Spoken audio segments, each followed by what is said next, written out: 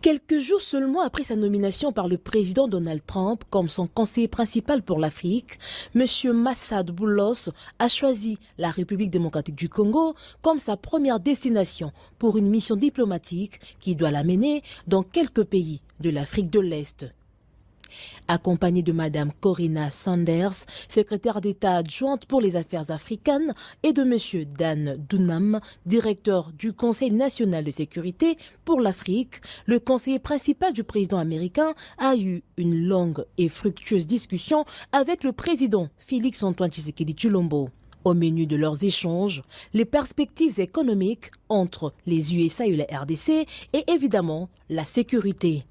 S'exprimant devant la presse présidentielle en français, le conseiller principal pour l'Afrique du président Trump a été très clair et pragmatique sur les deux sujets. La RDC et les USA sont déterminés à redynamiser leur coopération stratégique mutuellement avantageuse. J'ai apprécié l'opportunité de rencontrer le président Tshisekedi aujourd'hui. Nous avons abordé plusieurs sujets, notamment le développement des relations commerciales entre les États-Unis et la RDC. Vous avez entendu parler d'un accord sur les minéraux.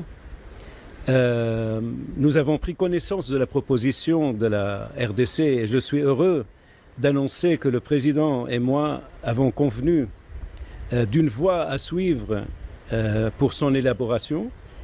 Je me réjouis de collaborer avec le président et son équipe pour établir une relation plus profonde qui profite le peuple congolais et le peuple américain.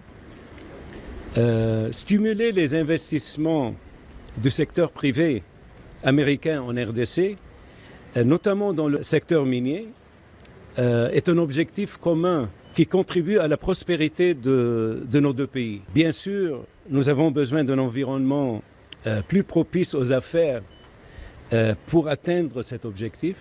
Soyez assurés que les entreprises américaines opèrent en toute transparence et stimuleront les économies locales. Il s'agit d'investissements de plusieurs milliards de dollars.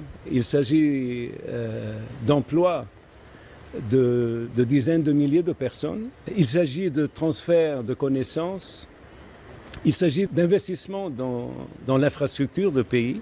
Mais il ne peut y avoir de prospérité économique sans sécurité. Donc, nous avons également discuté du conflit de l'Est de la RDC. Les États-Unis restent déterminés à soutenir